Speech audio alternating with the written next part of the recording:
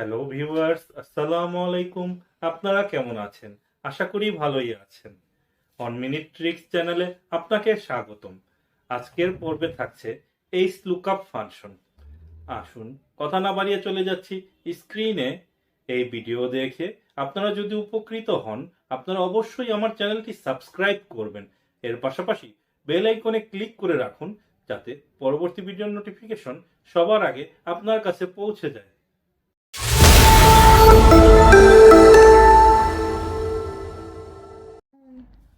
H lookup function.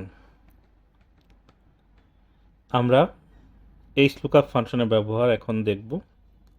এখানে account number, amount, account type, branch, customer দেয়া আছে।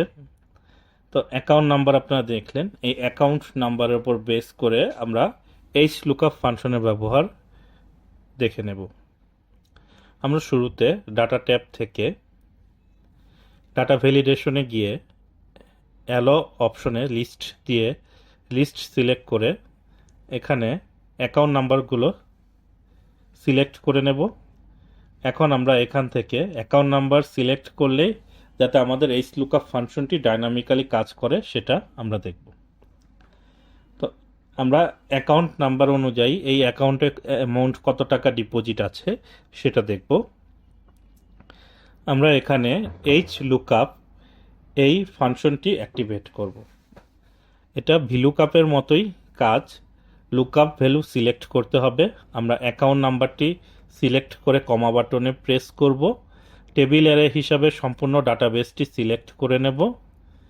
ডাটাবেসটি select করার পর কমা প্রেস করব, কিন্তু কমা প্রেস করার আগে এই টেবিল অ্যারেটি আমরা ফ্রিজ করে নেব, অর্থাৎ F4 বাটন প্রেস করে।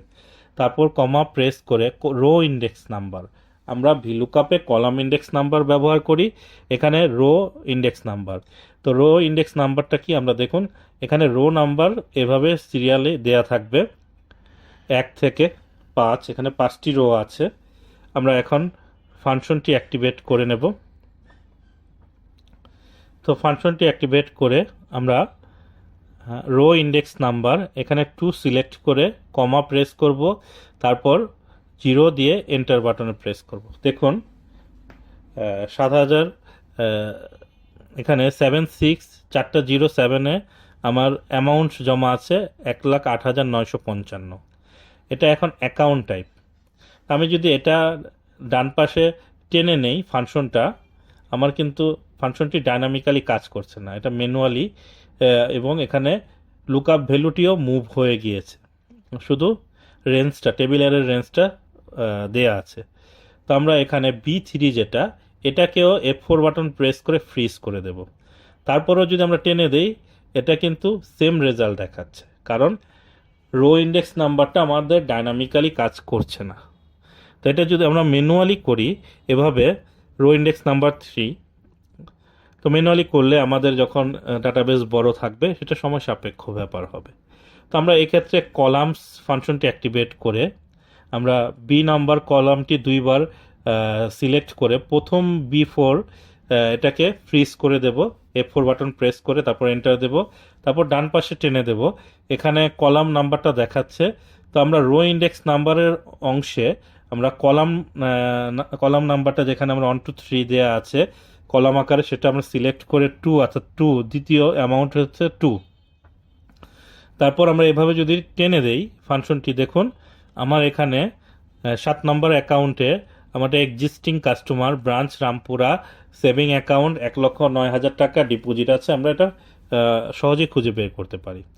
তো এখন দেখুন এখানে 7 নম্বর আছে রামপুরা, কিন্তু ব্রাঞ্চ দেখাচ্ছে খুলনা। এটার কারণটা কি, আমরা আসুন একটু মুভ, দেখুন এখানে 7 নম্বরে আমার 2টা অ্যাকাউন্ট দেওয়া আছে। তো এখন আমরা এখানে এটা একটু ম্যানুয়ালি করে নিই, ইউনিক করে টেনে দিচ্ছি অ্যাকাউন্ট নাম্বারটা, এটা ফিল সিরিজ করে দিলাম।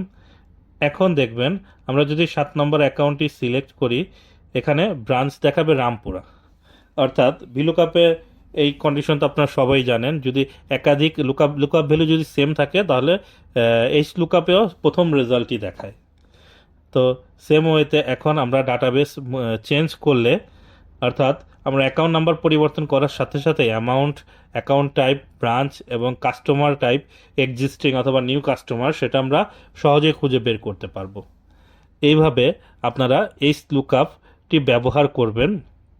আপনাদের ডাটাবেসটিকে আপনারা ডাইনামিক্যালি কীভাবে এই লুকআপ ব্যবহার করবেন এই ভিডিওর মাধ্যমে আপনারা জানতে পারলেন। তো আজকে ভিডিও এই পর্যন্তই। আসসালামু আলাইকুম, আল্লাহ হাফেজ।